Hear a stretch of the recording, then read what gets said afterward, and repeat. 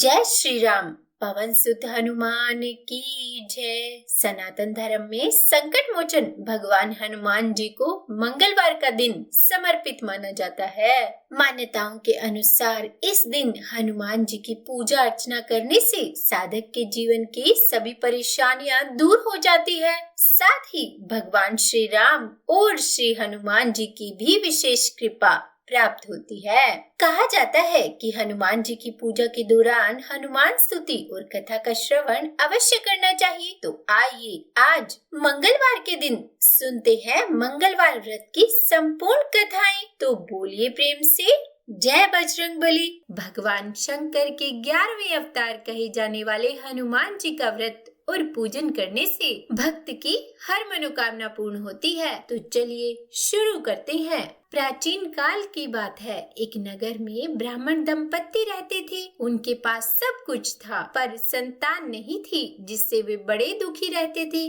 पर वे दोनों ही हनुमान जी के बहुत बड़े भक्त थे और पुत्र की कामना से हनुमान जी का पूजन और व्रत किया करते थे। काफी सोच विचार करने के बाद ब्राह्मण ने सोचा कि वो हनुमान जी का पूजन करने के लिए जंगल में चला जाए और वो जंगल में चला गया। वहाँ पर रहकर वो हनुमान जी का पूजन किया करता और पुत्र की कामना करता था। घर पर रहकर ब्राह्मणी भी मंगलवार का व्रत रखने लगी। एक बार कुछ ऐसा संयोग हुआ कि मंगलवार को एक और व्रत पड़ गया, जिसके कारण ब्राह्मणी उस मंगलवार को हनुमान जी को भोग न लगा सकी, जिसका उसे बड़ा ही दुख हुआ। और अंत में उसने निश्चय किया कि अगले मंगलवार को ही वह हनुमान जी को भोग लगाएगी और उसके बाद ही भोजन करेगी, जिसके कारण वह 7 दिन तक भूखी प्यासी रही। और जब अगला मंगलवार आया तो वह बेहोश हो गई। हनुमान जी उसकी श्रद्धा और भक्ति देखकर बहुत अधिक प्रसन्न हुए और उन्होंने ब्राह्मणी को दर्शन देकर कहा कि मैं तेरी भक्ति भावना से बहुत अधिक प्रसन्न हूँ, इसीलिए तुमको मैं मंगल रूपी बालक दिए जाता हूँ। तो इसे अपना पुत्र जान, यह तेरे सारे कष्ट दूर करेगा। और फिर ऐसा कहकर हनुमान जी अंतर्ध्यान हो गए। सुंदर बालक को पाकर ब्राह्मणी अत्यंत प्रसन्न हुई और वह बालक को मंगल कहकर पुकारने लगी। और फिर कुछ दिनों बाद ब्राह्मण देवता जब जंगल से लौट आए तो घर में मंगल नामक बालक को खेलता देखकर उसने ब्राह्मणी से पूछा कि यह बालक कौन है। तब ब्राह्मणी ने बताया कि यह तो महावीर हनुमान जी का प्रसाद है और कहा कि मंगलवार व्रत से प्रसन्न होकर हनुमान जी ने उसे यह बालक दिया है। पर ब्राह्मण को ब्राह्मणी की इन बातों पर यकीन नहीं आया। उसने समझा कि ब्राह्मणी अपना पाप छुपाने के लिए यह मन घड़त कोई कथा सुना रही है और वह पत्नी के चाल चलन पर शक करने लगा, जिसके कारण वह बड़ा ही दुखी रहने लगा।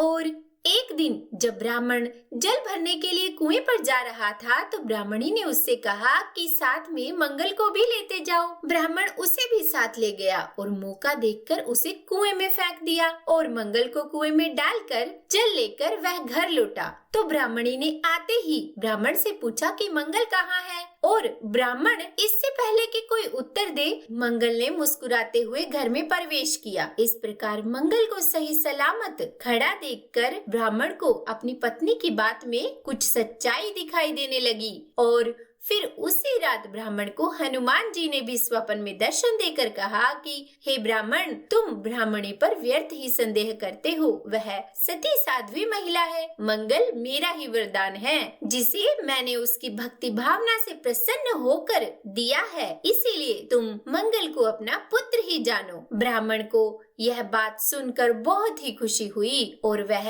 मंगल को अपना पुत्र मानने लगा और तभी से उसकी श्रद्धा हनुमान जी में और भी बढ़ गई और वह उसके बाद पूर्ण श्रद्धा भक्ति भाव से हनुमान जी का व्रत रखता और कथा सुनता। धीरे धीरे उसके सभी दुख और अभाव समाप्त हो गए। तो बोलिए बजरंगबली की जय। हे हनुमान जी, आज की ये कथा कहने, सुनने या सुनाने में हमसे कोई गलती हो गई हो तो हमें क्षमा करना। और अब सुनाते हैं आपको मंगलवार व्रत की एक दूसरी कथा, जिसके अनुसार एक नगर में एक बुढ़िया रहती थी। उसके मंगलिया नाम का एक पुत्र था। वृद्धा को हनुमान जी पर बड़ी ही आस्था और श्रद्धा थी। वह हर एक मंगलवार को हनुमान जी का व्रत रखकर यथाविधि उन्हें भोग लगाती थी। इसके अलावा मंगलवार को न तो वह लिपती थी और न ही मिट्टी खोदती थी।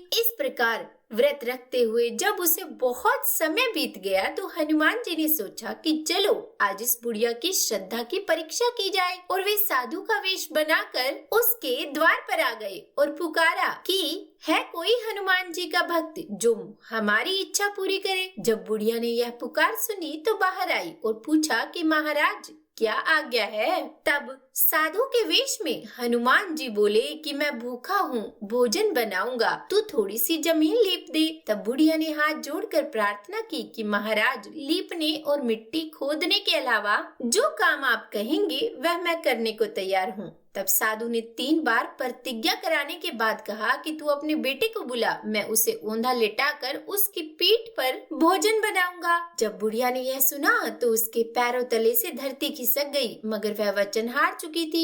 उसने मंगलिया को पुकार कर साधु महाराज के हवाले कर दिया, मगर साधु ऐसे ही मानने वाले नहीं थे। उन्होंने बुढ़िया के हाथों से ही मंगलिया को औंधा लेटाकर उसकी पीठ पर आग जलवाई। आग जलाकर दुखी मन से बुढ़िया अपने घर के अंदर जाकर रोने लगी। साधु जब भोजन बना चुका तो उसने वृद्धा को बुलाकर कहा कि वह मंगलिया को पुकारे ताकि वह आकर भोग लगा ले। वृद्धा आंखों में आंसू लिए कहने लगी कि अब आप उसका नाम लेकर मेरे हृदय को और मत दुखाइए। लेकिन साधु महाराज नहीं माने। उन्होंने वृद्धा को भोजन के लिए मंगलिया को पुकारने के लिए कहा और जैसे ही वृद्धा ने साधु की बात मानकर मंगलिया को आवाज दी तो मंगलिया बाहर से हंसता हुआ घर में दौड़ा आया। मंगलिया को जीता जागता देखकर वृद्धा को बहुत आश्चर्य हुआ और वह प्रसन्न भी हुई और उसके बाद साधु महाराज के चरणों में गिर पड़ी।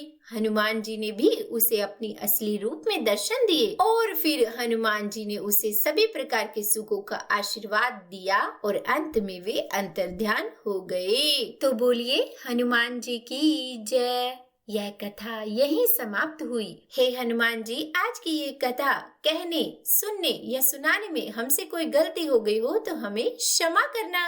उम्मीद करती हूँ ये कथाएं आपको अच्छी लगी होगी। अगर वीडियो पसंद आई हो तो लाइक एंड शेयर कीजिएगा और चैनल पर नए हैं, सब्सक्राइब नहीं किया है तो सब्सक्राइब भी कर ही दीजिएगा। और हाँ, कमेंट बॉक्स में हनुमान जी की जय लिखना बिल्कुल भी मत भूलिएगा। तो बोलिए बजरंग बली की जय।